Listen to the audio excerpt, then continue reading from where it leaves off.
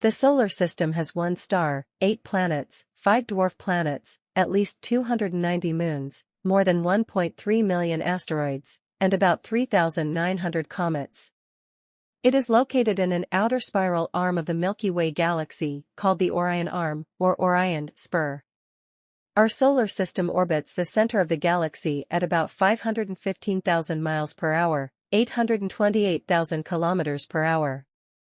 It takes about 230 million years to complete one orbit around the galactic center.